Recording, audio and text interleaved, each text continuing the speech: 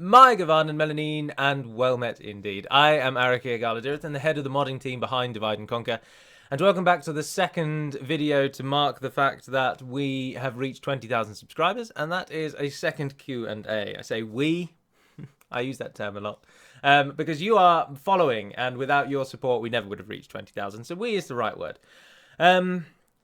Points of housekeeping to cover first of all again.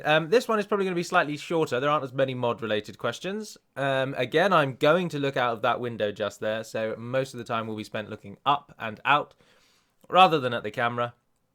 And I think that's it.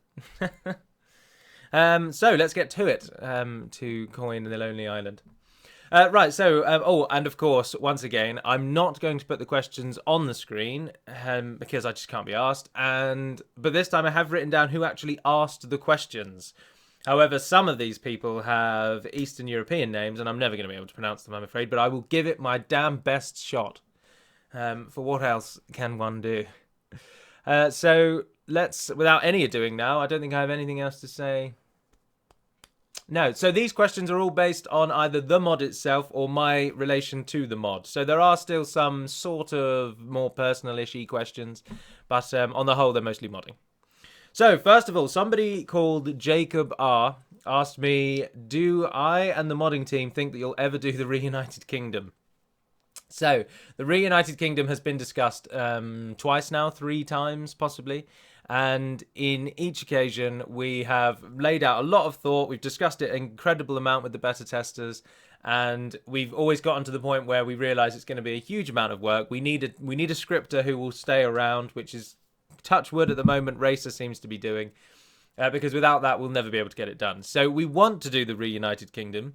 And just to give you a bit of an idea about where we are at the moment, our current thinking on the Reunited Kingdom, so that you can all stop asking, is this. The Reunited Kingdom is going to be for the Northern Dunedain only.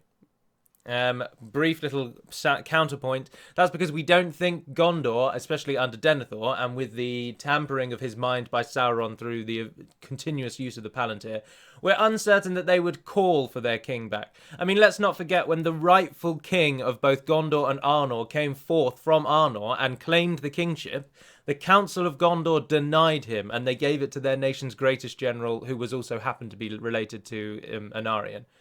So they've denied the king once before, and I don't think 2,000 years, not 2,000, I don't think 1,000 years more time is going to make them suddenly be like, no, you know what, actually, we really fancy a king now, bring him back.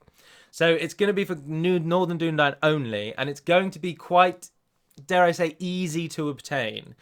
Because I don't want the Reunited Kingdom to be a fun little thing that you do once you've won the campaign. The aim is to be, basically, you play as the Northern Dunedain for a short time, and then you make the decision, do I want to then be the Reunited Kingdom, or do I want to stay as the Northern Dunedain?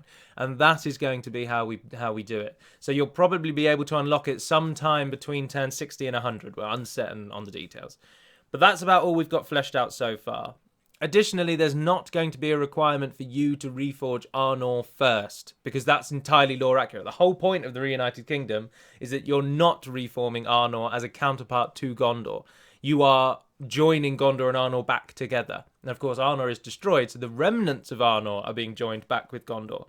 You won't have to re-establish Arnor first, then become the Reunited Kingdom. So it will be for the ND only, it will be most likely before turn 100, and it will be relatively easy to obtain so that you actually get the choice. And of course, the basic bare bones principle is that if you decide to be the Reunited Kingdom, everything that Gondor owns will just join to you. So the campaign's in the interesting feature and the fun factor will come from the fact that you will then have 2 very separate domains, and you've got to then work out what you're going to do. Which is another reason why I wanted it to come earlier, because ideally, I'd want you to have to manage fighting Angmar, Misty Mountains, Mordor, Arad, Umbar, and Khand. So rather than, oh, you've beaten everyone in the north, there's no more challenge anymore. Oh, here you go, here's Gondor's regions, have fun. And like now you're a massive superpower, you're not going to have any challenge whatsoever. We want it to be a challenge. We want it to be that once the Northern Dunedain merge with Gondor, you've then got enemies all around you, and the challenge is to reform properly. Which, granted, is a break from the lore because, of course, the Reunited Kingdom wasn't actually established until essentially every enemy of Middle-earth had been defeated. So That is a little break from the law, but if we followed that pattern, then you'd play as a Reunited Kingdom well after you'd won the campaign, and it would just be useless. A waste of time. So we're not going to go for that path. So that's a Reunited Kingdom. Question answered. Now, someone called Mart Yön, which is a fascinating spelling, probably not possibly a real name, I don't know. Martyoen. Mart Yön. Is any more work on the faction of Rohan planned for Divide and Conquer? Interesting, he uses the ampersand between the D and the C. I always call it DAC, DAC. Because with the ampersand, it's Dan C. D and C. It's not the same. Not the same. Right, anyway, is there any work planned for Rohan? No, there is no work planned for Rohan. Rohan are done. They are finished. We will not do anything more to them. They have got a big tick through them, and we've done with Rohan. So, no, sorry. Right, a gentleman called, or possibly a woman, called Doomy the Pelican has asked me, when did I start modding? Did I follow any programming classes or such in high school/college? And what do I do for a living? Oh, well, we answered that in the last one. But the first bit, no, I didn't do any computer-based stuff in university or sixth form. I mean, it's a requirement in England and Wales that the schooling system, you get taught basic use of computing. It's called Information Technology is the lesson title, IT. Or ICT. It used to be called ICT, Information Communication Technology. And it basically just gives you basic understanding of computers. So Excel, Word, PowerPoint, all those kind of things. Which actually has stood me in amazing stead. There are things that I am doing now in my job that impress my superiors. And things that I've done in jobs before that absolutely blew the mind of some of my colleagues. And this was all stuff I was taught in basic ICT classes. So we have a huge step up just being brought up when we are now, in that everyone else is having to learn how to use computers, having not understood a thing about them, whereas we've completely grown up with computers. And that's all I bring to the mod. That's just that level of knowledge. I don't have any extra knowledge, didn't do any classes or anything like that. Sorry, I've got a smartwatch and it keeps buzzing. I'm not just checking the time to get this over with. When did I start modding? I started modding in the second year of university at the end of the year, and I cannot recall how many years ago that was now. 5 maybe, possibly. Oh, who knows? 1 year, 1 year, one more year, 3, 4 or 5 years. 4 or 5 years ago I started modding.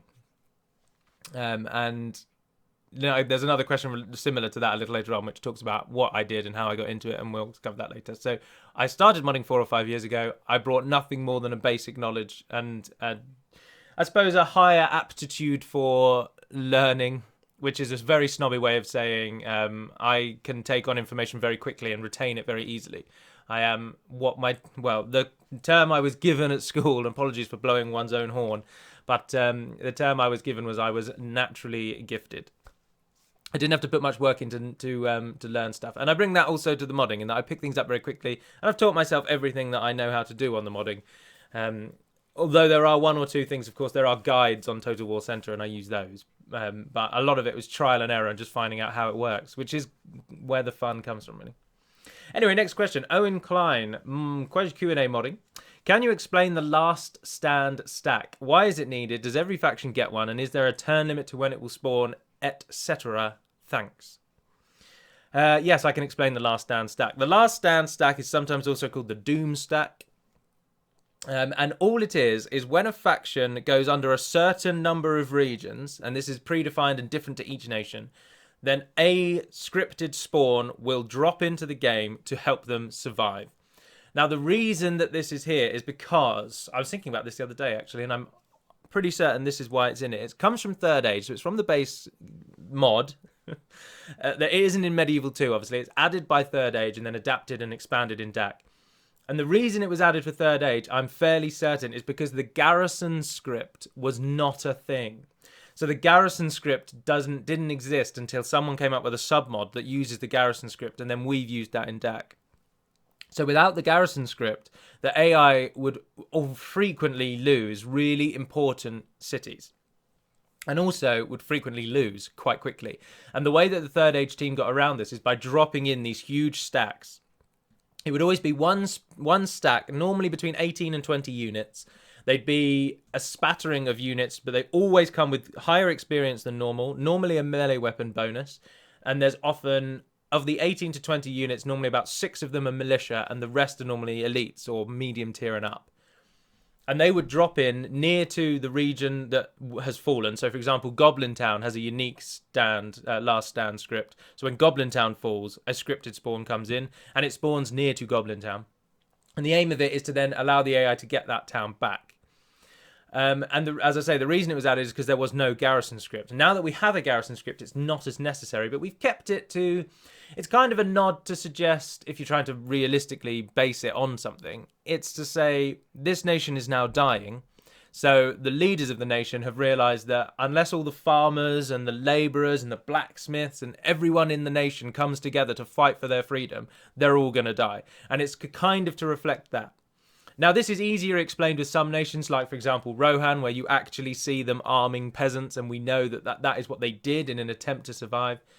And for people like the Misty Mountains, where there are hundreds of goblins scattered throughout the mountains, and the Lord of the Goblins is calling them all together, saying, look, if you don't come and fight, we're all going to die. And that's how we explain it away.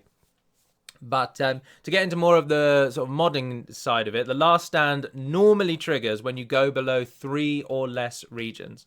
That's the average number for each faction.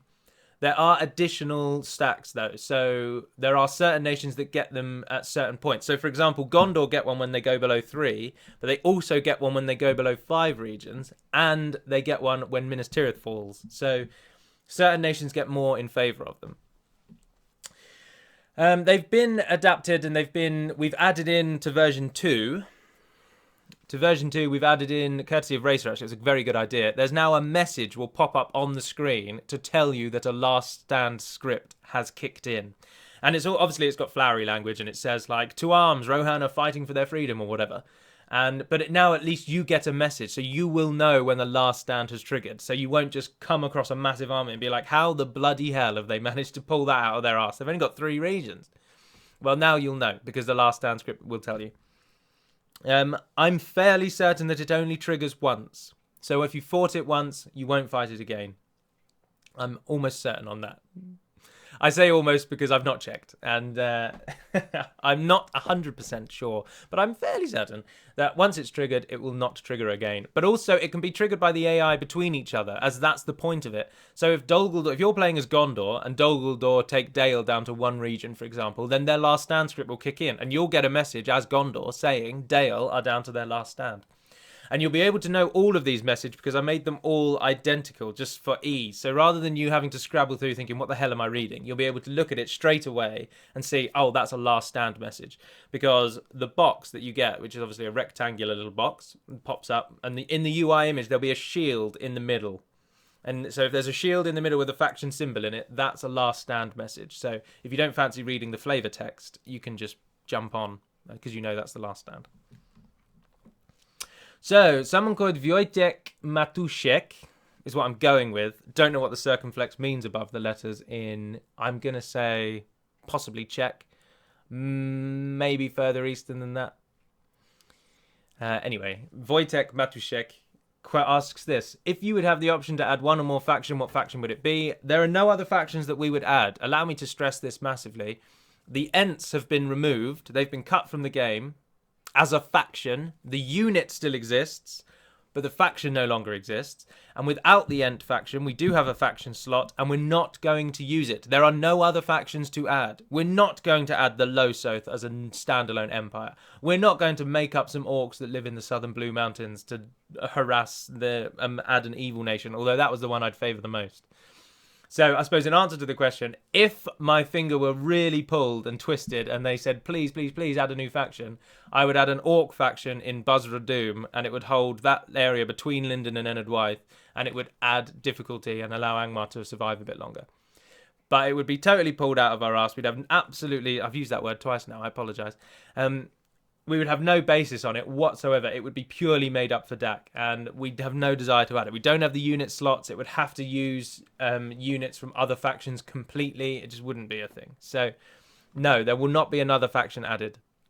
I can tell you that categorically. Categorically. And especially not the Oricani.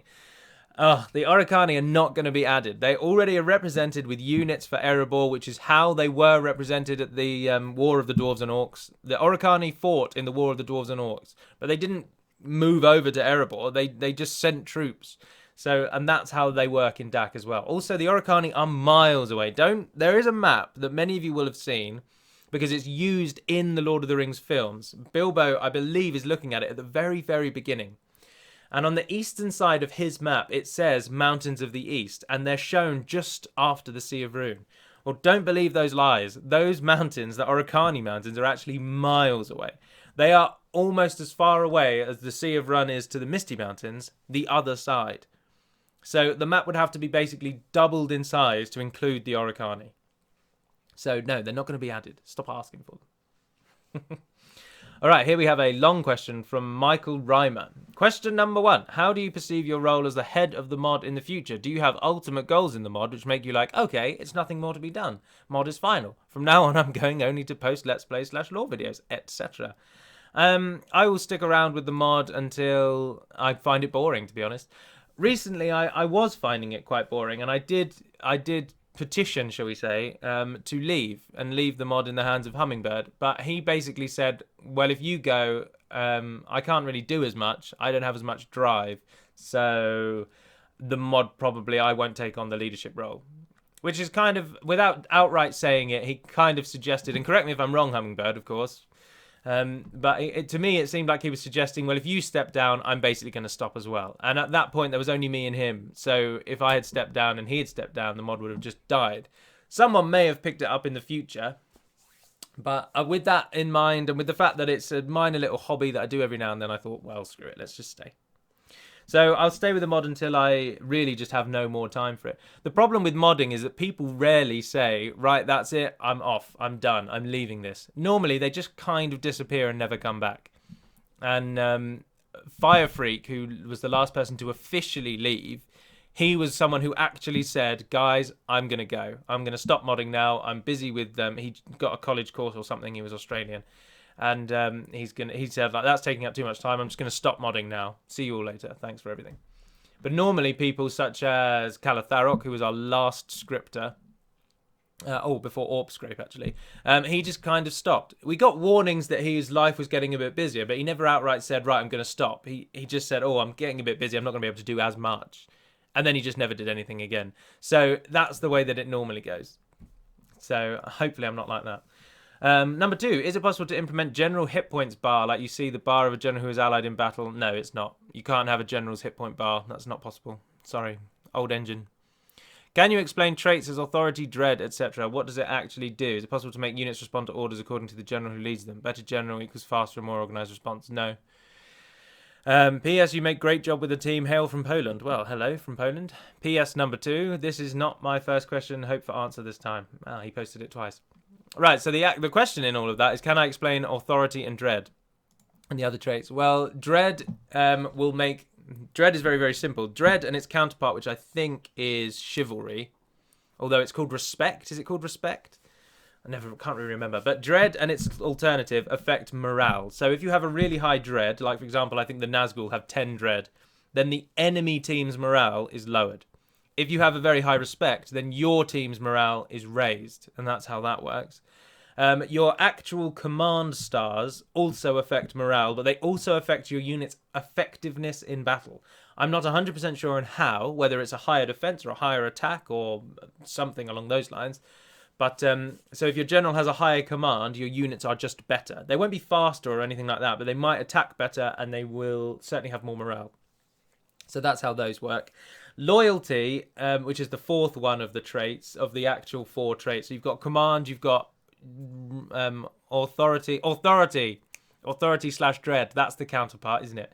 So if you have a high authority, you have your troops get more morale. If you have a high dread, the enemy troops get more morale. If it is authority, it might be respect. I can't remember. Loyalty is purely about loyalty. It literally means what it says. So a general with a higher loyalty won't be bribed. But because we've now removed removed bribery completely, loyalty has no effect. The only thing that loyalty now affects, actually, no, I've lied to you. It does have a second effect in that your generals will not abandon you.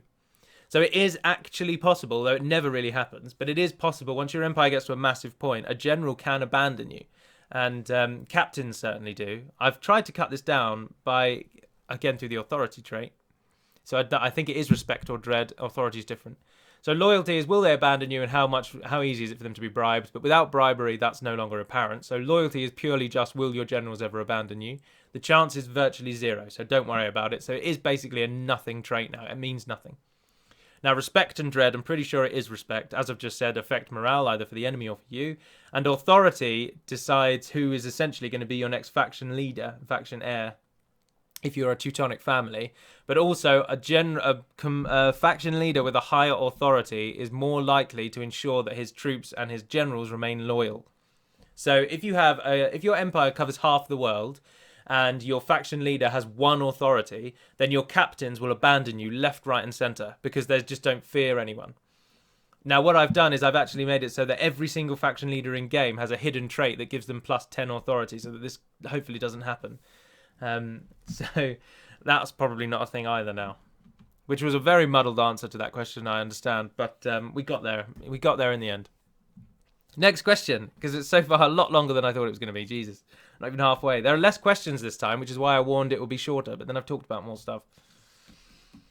Ivar K says, what are the plans to jazz up the Linden and Imladris campaigns?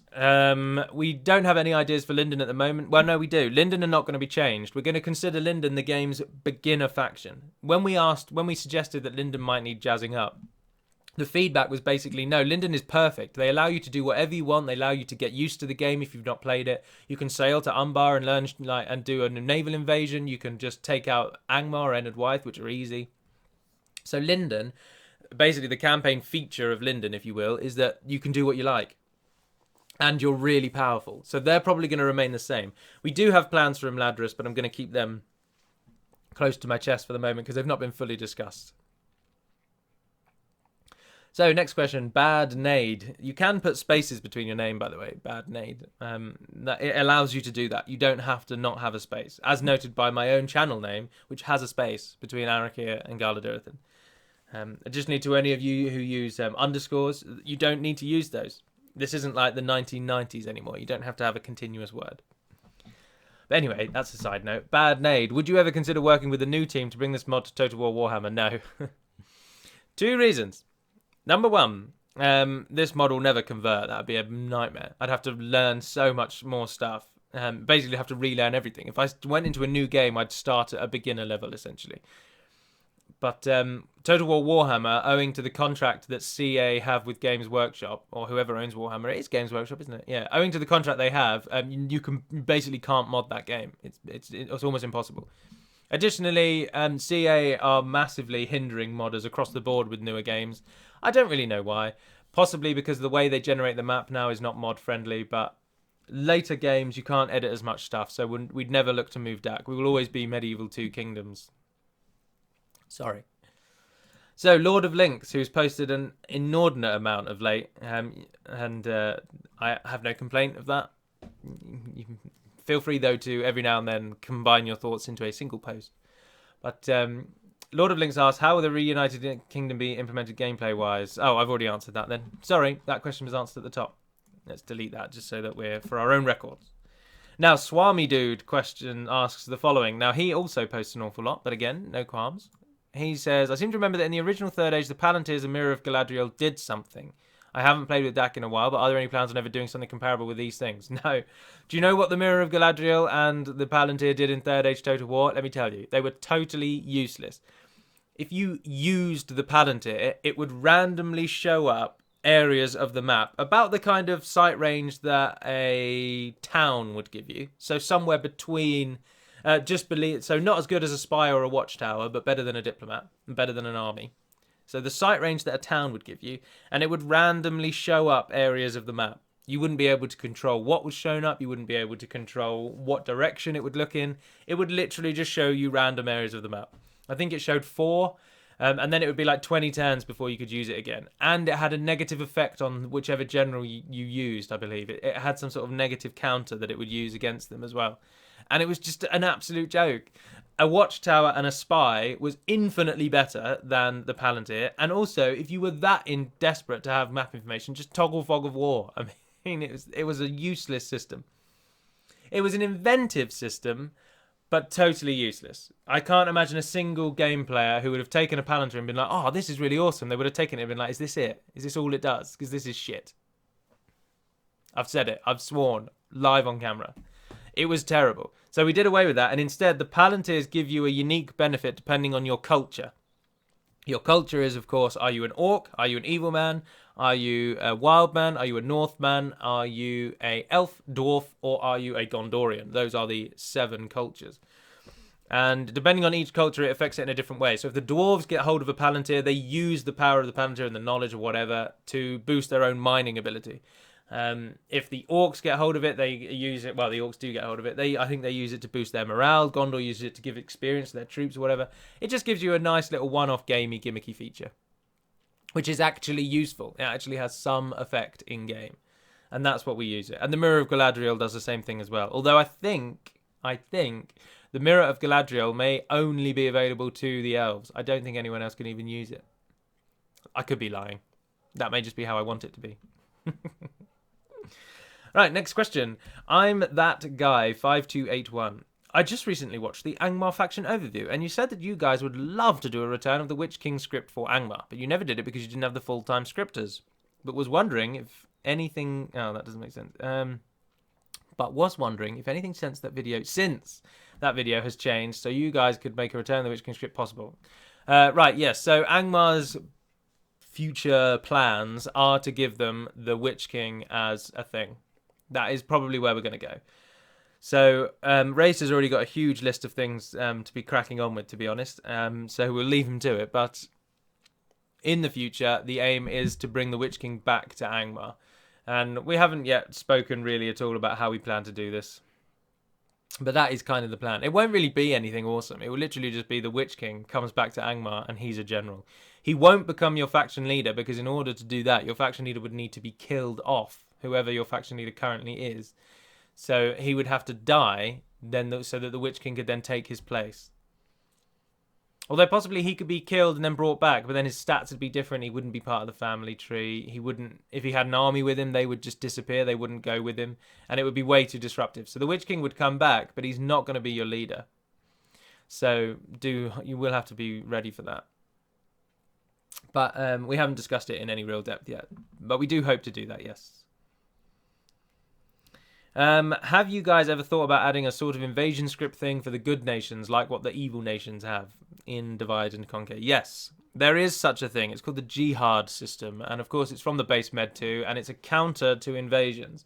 So whereas an invasion/crusade is, of course, Christian nations going somewhere to take a town, the Jihad tends to be the Islamic nations, because that's how the game bases it. You have to be an Islamic nation to join a jihad because they're hard-coded. So the Islamic nations, they take back towns. So whereas a crusade is to go and take an Islamic town away from Islam, the jihad is to get the Islamic nations to take back an Islamic town away from the Christians. The Islamic nations in game are Gondor, Dol Amroth, and the Northern Dunedain. So we do hope to include them, and it has already been included in a submod by Ngugi, who I speak of a lot, who's currently working on the DCI Last Alliance mod. Well, DCI is the first mod they worked on, Dunedain Counter Invasions. And they allow you, as the Dunedain, to go on jihads, or they're called... I can't remember what he calls them. The system is called Tol Akan, and Tol Akan is Sindarian, and it means vengeance comes. And it's the counter to invasions. And yes, we do hope to add it. In fact, ages ago, I set it up so that the Northern Dunedain now use the Islamic religion just so that... also that Dunedain, became the Islamic religion, just so that they could go on the jihad. It will only be the 3 Dunedain nations, though. It won't be anyone else. Now, in the DCI actual submod, because it is a submod that you downloaded for Third Age, there was a... Withwinar worked on it as well, I think. And there was a sort of clever little scripting thing he did that meant that Northmen could also join the counter-invasions by basically, for one turn, it would change them over to Islamic. So for one turn, it would change their religion just so that they could join the jihad. And then it would constantly change them back in the gameplay so that they could go on it. But I don't think we'd really look into doing that. We'd just have it for the 3 counter nations. Although, again, it's not been discussed in any great length, but we do hope to add it. So stay tuned for Tolokans. Vengeance comes.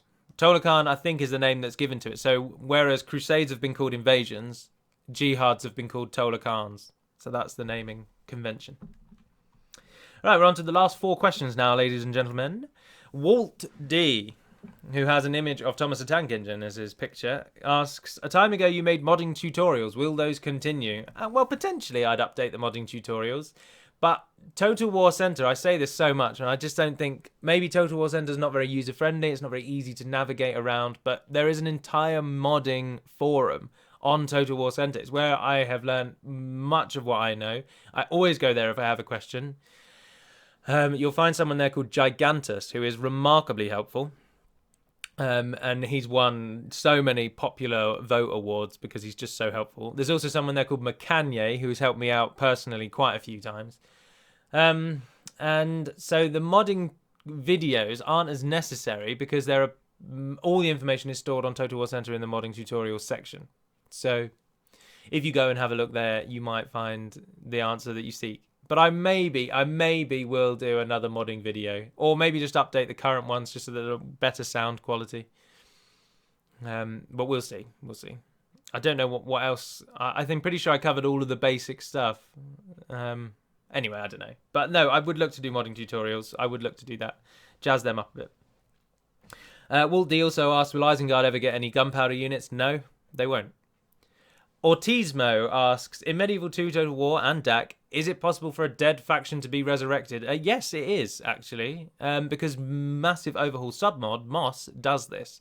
If you were allied to a nation when they died, and you then take back their capital city, you then get the choice to resurrect them. And that was a thing in Moss. And then you would lose their capital and it would be given to them. And it's because very easily a faction can be resurrected if by script you basically just give them a town, then they come back into existence. It's that easy. So it is possible, but we won't look to add that. DAC always tries to stay script light so that your turns are quick. Now, I appreciate I may be taking this to an extreme degree. I mean, our turns are 12 to 14 seconds. Moss's are a minute and a half. So we've probably got quite a lot of scripting to go before it's unbearable. But personally, I want to keep it at 12 seconds. It's what makes me enjoy it so much. The fact that I'm playing more than I'm waiting. Whereas on Moss, you're waiting more than you're playing unless you fight a battle. And I've never liked that. So we're not going for that goal. So, our final 2 questions from the same person, Dylan Barnes, asks, what made you interested in modding? Now, I was asked this last time, but again, in the last Q&A at 5,000. But I will give you these answers for the final question. What made me interested in modding? What made me interested in modding is that it is no secret that Dol Amroth are my favourite nation in the game. They're my favourite faction. I like the backstory. I like how they basically save... Well, they don't save Minas Tirith, but the Knights of Dol Amroth play a big part in the Battle of the Pelennor Fields, and they're cut out of the film completely. Now, of course, because I watched the film first and then read the books, I'm a retrospective fan of Dol Amroth, because they're not in the films at all. They're not represented at all. But in the books, they're really good. And I really like Dol Amroth. I like their backstory. I like the Song of Amroth and Nimrodel. It's a nice little poem. I like them. And DAC was the only faction, the only mod which added Dol Amroth to the game. Because I came to Third Age, and I played Third Age, and I was amazed by it. And then when I saw Divide and Conquer in the works, I was like, I want to play as Dol Amroth. I need to play as this nation. I absolutely have to play as them. And of course, DAC wasn't released at that time, 4 or 5 years ago. So I basically pestered the mod leader at the time, Emperor of Hell. I annoyed him as much as I could to assist in any way I could. And he eventually let me do some writing. Now, what I had in my favour was that I was English, and I think at that time I was the only English person in the team. So my writing contained very few grammatical errors. Basically, if you ever see anything wrong in the mod now, it's normally a typo rather than a full-on bad sentence structure. There are some things that I've never adjusted, never rewritten, but a lot of the writing was done by me, because for a good 1.5 to 2 years, I was just a writer. But the one thing that I brought to it was fluent English. It's not my second language, it's my only language, which always is a great deal of shame to me, brings shame to me that I can only speak English. But anyway, So I came on as a writer and I wrote all of the canned unit descriptions. That was the first thing I did. So that's why whenever I fight for Can to be removed, part of me is sad because I wrote their entire faction description. So that's always sad. But so I got in as a writer, and I purely got in because I wanted to play as Dol Amroth. As soon as I was allowed access to the mod, I remember when I joined the modding team, it was between second year and third year. I'd come home for the summer, and I sat down, I installed it, and I immediately played as Dol Amroth. And I played basically 2 straight days as Dol Amroth. I absolutely loved it. So, and then I got in as a writer, and then I started to... Coding is very, very simple because it's all done in Notepad, sorry. It makes sense once you get past all of the crazy amount of lines that there are. Once you actually just break them down, it's very straightforward. Adding a 1 to this number makes that unit's attack strength better. And so I just kind of learnt my way around the EDU, and how to add units and whatnot. That expanded. I learnt more. And so that's how it kind of came along. Which is part of the second question which he asked, is how did you become part of the modding team in DAC, let alone the leader? Well, as I say, I became part of the team to play as Dol Amroth, and I became the leader, so I was doing the writing, and then I learned to do the bits of coding, and I learned a few other bits and bobs along the way, and then the team started to drop off. So when I joined the team, there were maybe 6 fully active full-time members, maybe 7, actually. There was Firefreak, Chino, Uruk, Emperor of Hell, Arandir Tyrannian. That's 5. That was me. Elvenkind was a lot bigger part of the team back then. So there were about 6 or 7 of us constant. And then one by one they started to drop away until eventually even Emperor of Hell agreed to share the leadership with me. And as I've said numerous times, to date, we still actually share the leadership. Were he to suddenly decide to come back, I mean, we'd probably discuss it and I would stay as a leader and he would then just do work for us. But when it got to the point where it was only really me, him, and Firefreak left, and he then started doing an awful lot less. He was barely online. He basically never started doing any work, and it was Firefreak doing all of the mapping changes that you all now are just used to, which I will also just touch upon in a moment, actually. But Firefreak was doing all the mapping changes, and I was doing basically everything else. Emperor of Hell did nothing. So that's when I approached him and I said, look, can we share this leadership? Because there are questions being asked about the mod now that we want to pass by you and you're just not here anymore. So can we share the leadership and you pass the power? And he said, yes. So we shared the leadership. We were co-leaders. And then basically as soon as he became a co-leader, he then just fully stopped and he hasn't done anything since. And that was 2-3 years ago. And then Firefreak eventually stopped as well, which is then when I learned how to do the mapping as well, because there was no one else that could. And mapping is also actually very easy. But it takes hours. It's not necessarily difficult, any of this modding malarkey. It just takes hours. For example, the changes that you've all seen in the Arad overview, to add that oasis, to add the rivers, to add the desert, to change the borders of the boundaries, that took me about 5 hours to change all of that, because you've got to do it in about 5 separate files. You've got to line it all up. It takes so long. So it's easy as you like. It's all just really basic editing on GIMP or Photoshop, and by basic I mean literally basic. To draw the boundaries of the regions, you just select the color of the region that you want, because every region has a unique color. You select the color of the region you want, and then you paint that, and wherever you paint that on the map, you save that file, delete map.rwm so it regenerates, then go into the map, and then that region will cover that area that you painted. It's that easy. So anyway, that's mapping. But so I became the leader, therefore, and so now I'm kind of the de facto sole leader, even though I am the de jure only 50% leader. But it is only a mod, so it doesn't really matter. The only thing really, the reason that people tend to come to me with their questions now is because I have been here the longest, rather than I have authority over them or anything like that. It's just so we're keeping one solid theme going through is the hope. But I don't know. Now mapping. I was going to talk about mapping. Yes. The Arad overview. This is a modding related question and will be the last thing that we discuss. In the mapping, in the Arad overview, I've cut off the bottom of the map. And about 3 or 4 of you have asked, well, why don't you just actually cut off the bottom of the map? Bring the map up. And the answer to that, I've always said it's too long to type out. And that's because it is too long to type out. There are 2 main reasons. Number 1, the map, let's say it's this big. If we were to cut the bottom off, by like raising it like that. So you want to cut the bottom off. That's all you want to do. You don't want to change the rest of the map size. You want to keep the map as a big square. You just want to bring the bottom up to there, right? Well, to do that, you can't. You can't just cut the bottom off. You've got to shrink the whole map. So do you understand where the problem straight away is? Every single region, border, every single river, mountain, town, everything has to be reorganized because your map has gone from this big to this big. So rather than it going just like that, you have to bring the whole map down because it has to stay in the same ratio. So that's the first problem. Additionally, if you could actually cut the bottom, there's no guarantee that it would be the bottom, if that also makes sense. So, but anyway, so the problem is because it's got to maintain ratio. But the real issue is that any change to the actual borders of the map, no matter what they are, no matter how much you change the map, all of the coordinates change. Which means you've then got to go through the campaign script, the descript strat, the ancillaries, the traits. You've got to go through them all and rework every single coordinate.